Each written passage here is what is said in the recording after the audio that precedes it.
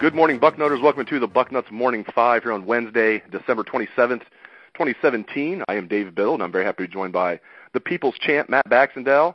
Bax, usually we're talking Columbus to Columbus when you and I are doing the show. I'm down here in Dallas this morning.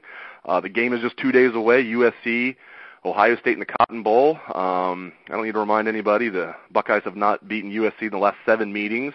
We'll see if that will change 2 nights from now. Bax, my question for you, do you feel like Ohio State's going to be as mentally locked in as they should be? You think they're going to treat this like their personal Super Bowl, or do you think some guys might be checked out and kind of sulking that they didn't make the college football playoff? Well, you hit the nail on the nose, and that being in bowl games, the team that's more motivated usually wins. And everything I've read from the Ohio State guys is that it seems like they're saying the right things, but I get much more of a vibe from the USC players that they're actually excited. And maybe that's just me trying to read into things a little bit too much here, but the truth of the matter is I feel like USC knew back in October they weren't making the playoff, and this is their best-case scenario now for 2 months running, right? Ever since they got blown up by Notre Dame, they're like, man, I just hope we win the Pac-12 and we get a great bowl game. Well, they've won the Pac-12, and now they got a great bowl game. Whereas Ohio State, they've had 3 weeks to digest that they're not playing for the national championship, and that's about it.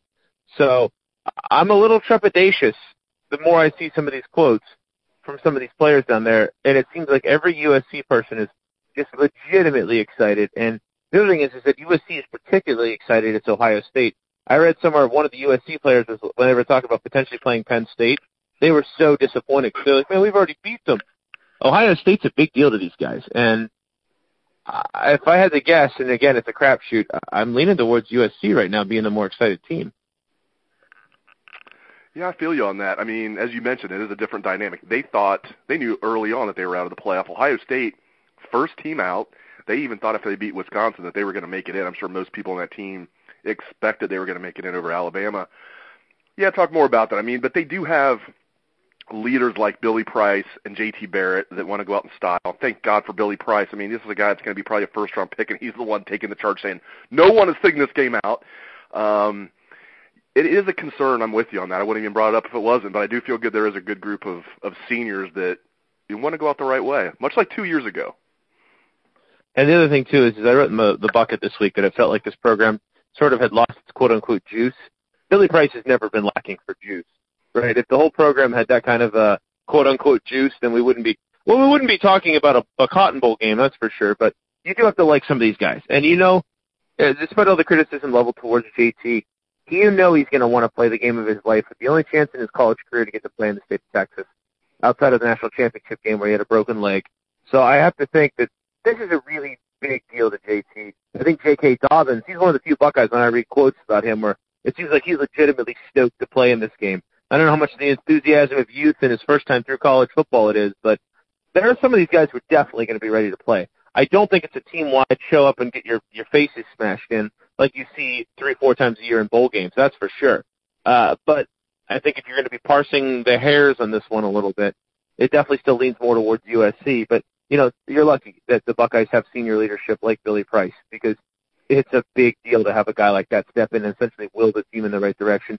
And you've seen things like this in the past with guys like Darren Lee. So I think we're fortunate those guys are going to have Ohio State's heads hopefully in the right place by the time game time rolls around Friday night. Dwayne Haskins is quite the polarizing figure when it comes to this conversation, like whether or not he should play 2 nights from now when the game is still on the line. I think he should. And I'm not saying he should play the majority of the game. I know he won't. It's a moot point. My suggestion is that Haskins, when the game is still on the line in the second quarter, for example, should get a couple of series. We know he's going to play if it's a blowout. I don't understand why anybody would have a problem with Haskins getting in there for a couple of series when the game is still on the line, when he's probably going to be the starting quarterback next year. We saw what he did against Michigan, really saving the game. You could argue he saved the season by doing that. If you lose to Michigan, it's an unsuccessful season at Ohio State. I don't care if you win the Big Ten title. I feel like Haskins, maybe I'm preaching to the choir here to you, Bax. I feel like Haskins deserves to play. Do you think there's any chance Urban Meyer will actually do that, though? No chance in hell. Let's be honest, right? This is the end of the ride or die with JT Barrett era. Urban is not going to suddenly put Haskins on the field. I could see a trick play involved where Haskins lines up in the backfield or something and, or like at a receiver and goes in motion and takes a snap and throws a bomb.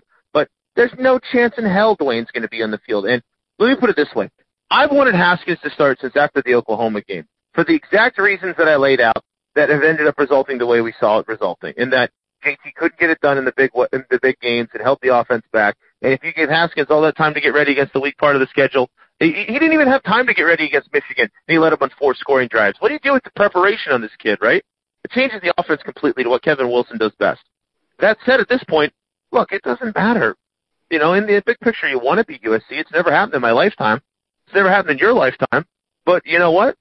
It doesn't matter at this point. This is an exhibition bowl game. I want them to win. Don't get me wrong. But Urban's not going to go away from JT Barrett unless JT is hurt in his home state in his final game. No way in hell. And as much as I would think Haskins gives them a better chance to win, I've kind of put my piece with this one for the year. There's no national championship on the line. And going into this game, the only metric we're going to have on JT is whether he's going to win the football game or lose the football game. If they win the football game, hooray, JT Barrett, you were great. Thanks a lot. And move on to the guy who can actually move us towards a championship. But if they lose, well, hey, yeah, we've already said we should play Haskins. What more can we say? It's beating a dead horse. This is the ultimate dead horse beating at this point, because you and I both know JT Barrett's going to play. He's going to carry the ball 15 to 20 times, and hopefully it's enough to get past SC. I look at the stats, and I know the offenses in the Pac-12 are a lot more potent than the offenses in the Big Ten. I pointed out Ohio State, their defense is ranked 8th overall. I also like pointing out Ohio State's the only team in the country that's ranked in the top 10 in both total defense and total offense. They have the number 6 total offense in the country, number 8 total defense in the country. This is still a really good Ohio State team, and we're all focused on the negatives. But I look at the stats. USC's defense, looking at the numbers backs, they're bad. Yes, 77th in the country. Yes, number 77 in the country in total defense. And I know, again, the offenses, they've played more than 2 good quarterbacks all year. Ohio State's played Baker Mayfield, Trace McSorley, who are the only good quarterbacks they've played all year. Well, I know Nate Stanley looked like Joe Montana the week Ohio State played Iowa, but he's usually not an average quarterback. I feel like Ohio State can do some damage there offensively playing against the number 77 total defense in the country. Your thoughts? Okay, Brainback says this is – I put this in the bucket of bullets on Sunday. This isn't news to anybody who's read it. Brainback says this is going to be a super tight game. OSU is going to fail on a 3rd and 2 where they run JT up the middle, punt the ball to SC, is going to win the game on a field goal, right, at the end of the game. That's what my brain's telling me. Well, my heart is telling me, if I was 22-year-old fired-up college student backs, I'd be telling you, we're going to run the ball down their effing throats, right? This is not a good SC defense. This is an SC defense that if J.K. Dobbins and Mike Weber get a ton of carries, it's going to get routed. They haven't played a quarterback who can run like JT all year, all right? The only guy they can play that way is the guy from Arizona, right? But he can't throw the ball at all, and he didn't have any running backs on par with guys like Dobbins and Weber to sort of provide the read option. You have to literally have, what's his name, Khalil Hill or whatever his name was at Arizona. He was the only thing that Arizona had. He willed them to a top 25 year. He's the only running quarterback SC's played this year, and he had success against them. Fired up college student, bleeding scarlet and gray heart backs are sitting here like, we're going to run the ball all over them. We're run for 350 yards. I could totally see that happening because SC's defense isn't that good. And OSU has a pretty good O-line. Right? Like, there's a lot of criticism towards Greg Studrawa last year, but this year's O-line has been fine. They've actually been good. And Isaiah Prince's development has been one of the best things about what he's talking about. As long as Prince doesn't shock us all and go pro, it's a great sign for next year that he's going to be protecting Dwayne Haskins' backside. So, yeah, there's an awesome chance in this game if you're OSU. With the talent that they have and if their heads are in the right place, they can run wild on USC. Now, do I think it's going to happen? I don't know. I hope so. I really, literally, with all my heart, mean that. I hope so. And the opportunity is there. You're 100% right, because SC's defense stinks. And they haven't played a running game like OSU's yet all year. The only one that's even close, really, that I would tell you they've played is Notre Dame. And we all saw how that game went. Notre Dame kicked their teeth in. Brass tacks, last question. Game 2 nights away. It feels great to say that, by the way. That's why I keep saying that. Just 2 nights away. Buckeyes favored by 7.5 points. How do you think this is going to play out? Give me a final score. I said this in the bucket, and I'm not changing it because I said it the moments after the Wisconsin game at the height of my frustration with the JT Barrett era. I said Ohio State's going to lose. And it was the first time I picked them to lose since they played USC in 2008 in Los Angeles. And the reason I say that is because, like I said moments earlier, I can see this being a really tight game.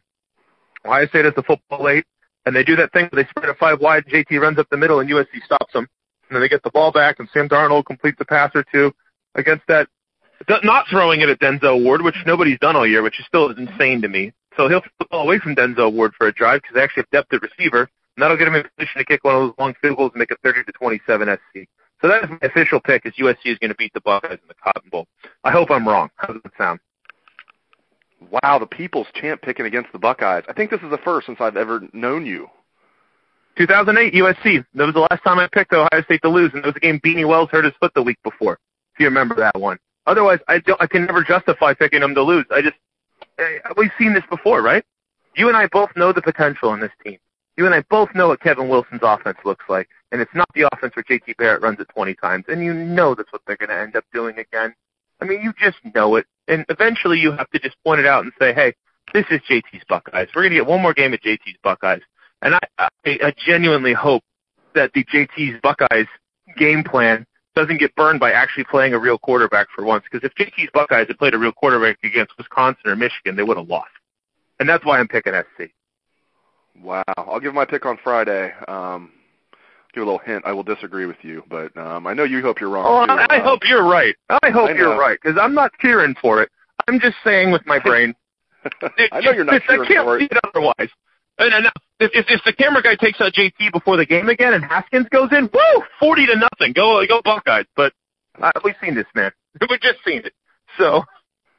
Well, you stay warm back there in Columbus. It's not much warmer down here in Dallas. We're like 20 Please, degrees it's warmer 12. But 40 it's 12 down here. I know, 40 12 down here, which is actually, this morning it's actually more like 30, but it feels tropical, as Steve Hellwagon said on the way down here, compared to what it's like in Ohio. 30 and 40 is like tropical weather when you're used to like 10 with wind chill of like -5. But hey, you stay at warm least up we there. don't live in Erie, right? I mean, Erie got 54 inches of snow in the last 2 days, so at least we don't live there outside. Yeah, that's true.